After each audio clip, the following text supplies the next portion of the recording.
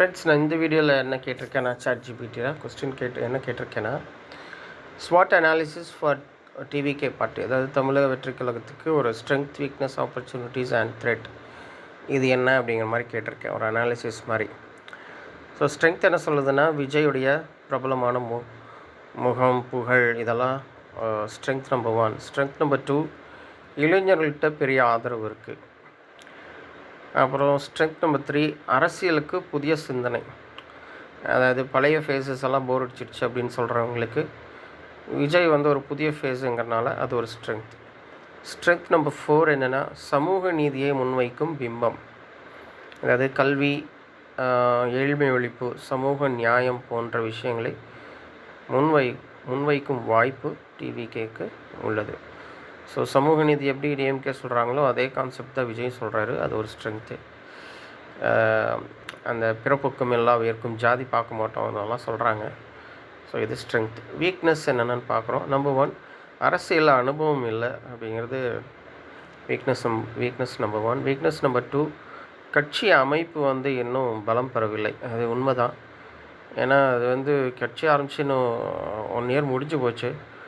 மாவட்ட ரீதியான அவங்க கட்சி பதவிகளுக்கு இன்னும் ஆள் போடாமல் வச்சுருக்காங்க. அது ஓரளவுக்கு போட்டாலுமே அது அந்தளவுக்கு மீடியாவில்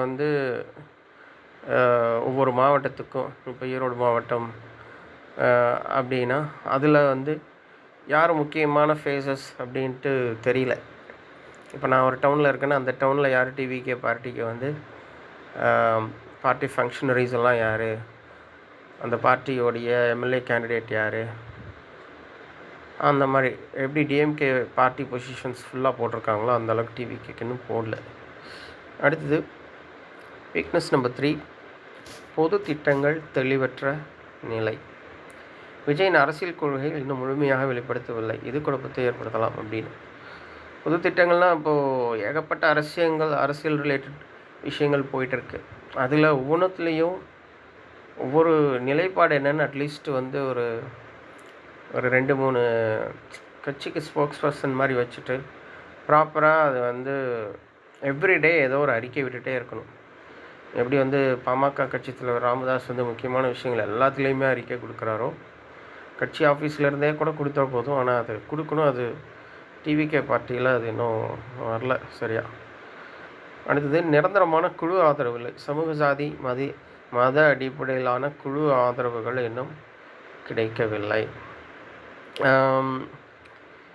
இது இது எப்படி சொல்கிறதுன்னு தெரில. டிஎம்கே பார்ட்டிஸ் காஸ்ட் பேஸ்டாக அவங்க ஸ்ட்ரெங்ஸ் வச்சுருக்காங்க. இப்போது டிவிகே பார்ட்டி பிறப்புக்கும் எல்லா உயர்க்கும் சொல்லி ஜாதி அடிப்படையில் கொடுக்கக்கூடாதுன்னு தான் சொல்கிறாங்க. ஸோ இந்த பாயிண்ட்டை நம்ம ChatGPT சொல்கிற இந்த பாயிண்ட்டை நம்ம ஏற்றுக்க முடியாது. But still people group support வேணும். கம்யூனிட்டி அப்படின்னா ஜாதி அடிப்படையில் இல்லாமல் இப்போது வேறு மாதிரி ஸ்டூடெண்ட்ஸ் யூனியன் சப்போர்ட்டோ இல்லை வணிகர் சங்கம் அந்த மாதிரி சப்போர்ட்டோ, some kind of community support வேணும். கம்யூனிட்டிங்கிறது நான் ஜாதி குறிக்கல, மக்கள் கூட்டத்தை குறிக்கிறேன்.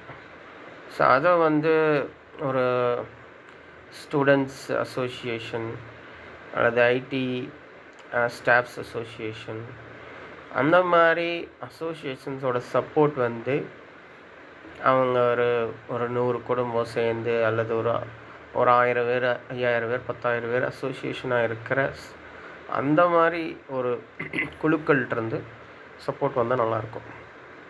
ஸோ அது இப்போதைக்கு இல்லை. அது வீக்னஸ் நம்பர் 4. அடுத்தது ஆப்பர்ச்சுனிட்டிஸ். என்னென்ன வாய்ப்புகள் இருக்குது?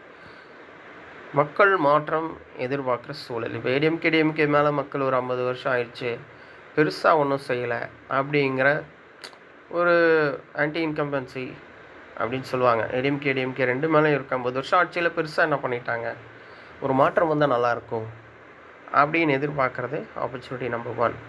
ஆப்பர்ச்சுனிட்டி நம்பர் 2 இளைஞர்கள் விரும்பும் ரோல் மாடல் வாய்ப்பு. ஸோ இளைஞர்களுக்கு இந்த எஜுகேஷன் சிஸ்டம் நல்லா இல்லை, படித்த வேலை கிடைக்கல, எல்லோரும் கரப்ஷனில் இருக்கிறாங்க. இப்போ ஒரு யங்ஸ்டர் வந்தால் நல்லாயிருக்கும், அல்லது யங்ஸ்டருக்கான ரோல் மாடல். இப்போ விஜய் ஃபேன்ஸ் மோஸ்ட்லி யங்ஸ்டர்ஸாக தான் இருக்காங்க. ஸோ அவங்களுக்கெல்லாம் பிடிச்ச ஒரு ரோல் மாடலாக இருக்கிறது வந்து அது ஆப்பர்ச்சுனிட்டி நம்பர் 2. ஆப்பர்ச்சுனிட்டி நம்பர் 3 வந்து சினிமா ரசிகர் வாக்குகள். விஜயோட டைஹார்ட் ஃபேன்ஸ் எல்லாம் வந்து ஓட்டு போடுவாங்க. அது ஆப்பர்ச்சுனிட்டி நம்பர் 3. ஆப்பர்ச்சுனிட்டி நம்பர் 4 நவீன மார்க்கெட்டிங் மற்றும் சமூக ஊடக வலிமை. இப்போ யூடியூப், இன்ஸ்டாகிராம், ட்விட்டர் இது மூலமாக ஒரு நல்ல பாசிட்டிவ் இமேஜை வந்து பரப்பலாம். இது ஒரு பாசிட்டிவ் திங் தான், ஆப்பர்ச்சுனிட்டி தான். பட் அது எந்த அளவுக்கு பண்ணுறாங்கன்னு எனக்கு டவுட்டாக இருக்குது. இன்னும் கொஞ்சம் பெட்டராக பண்ணணும்னு நினைக்கிறேன். விஜய் ரசிகர்கள் எல்லாருமே வந்து அவங்க சோஷியல் மீடியா அவங்களும் வச்சுருப்பாங்கள்ல, இன்ஸ்டா வச்சுருப்பாங்க, யூடியூப் வச்சுருப்பாங்க. அதில் கமெண்ட்ஸ் போடலாம். இன்ஸ்டா வச்சுருந்தா அதில் ரீல்ஸ் போடலாம், ஏதாவது பேசலாம். அது ஒன்றும் பெருசாக வந்த மாதிரி தெரியல. யாரோ 1-2 பேர் தான் போடுறாங்க.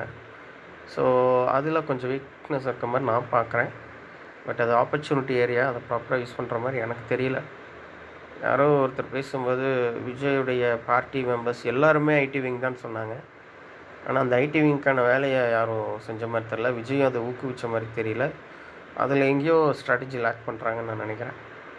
அடுத்து த்ரெட் நம்பர் 1 பெரிய கட்சிகளின் வலுவான எதிர்ப்பு. ஏடிஎம்கே, டிஎம்கே போன்ற கட்சிகள். இதில் ஏடிஎம்கே வந்து அலையன்ஸ் எதிர்பார்க்குறாங்க. இந்த டிஎம்கேவோட எதிர்ப்பு அதிகமாக இருக்குது. அதை சமாளிக்க முடியுமான்னு தெரில. தான் thread number 1. Thread number 2 cinema அரசியல் வித்தியாசம். இப்போ கமல் கூட சொன்னார், ரசிகர்கள் வேறு, ஓட்டர்ஸ் வேறு அப்படின்னாரு. அது டு அன் எக்ஸ்டென்ட் உண்மை தான். அது வந்து த்ரெட் நம்பர் 2. த்ரெட் நம்பர் 3 வாக்கு பிளவுகள். மக்கள் நீதி மையம், நாம் தமிழர் கட்சி இப்படிலாம் போட்டிருக்காங்க. பட் அதுக்கு பெருசாக போகிற மாதிரி எனக்கு தெரியல. இப்போ வந்து அலையன்ஸில் நிற்காட்டி டிஎம்கே லெட் அலையன்ஸ் ஒன்று, ஏடிஎம்கேயும் தனியாகவோ வேறு அலையன்ஸ் ஏதாச்சும் நினச்சுன்னா வாக்குகள் பிளவுபட வாய்ப்பு இருக்குது. அப்போ எகைன் டிஎம்கே தான் ஜெயிக்க வாய்ப்பு இருக்குது. ஸோ அது த்ரெட் நம்பர் 3. த்ரெட் நம்பர் 4 காலக்கெடு குறைவு. 2026க்கு இன்னும் ஜஸ்ட் 1 இயர் தான் இருக்குது. இதுக்குள்ளே இவங்க பெருசாக ஒர்க் பண்ணுறக்கான டைம் வந்து கம்மியாக இருக்குது. இதுதான் த்ரெட் நம்பர் 4. இதுதான் ஸ்வாட் analysis for TVK party in short. Thank you for வாட்சிங்.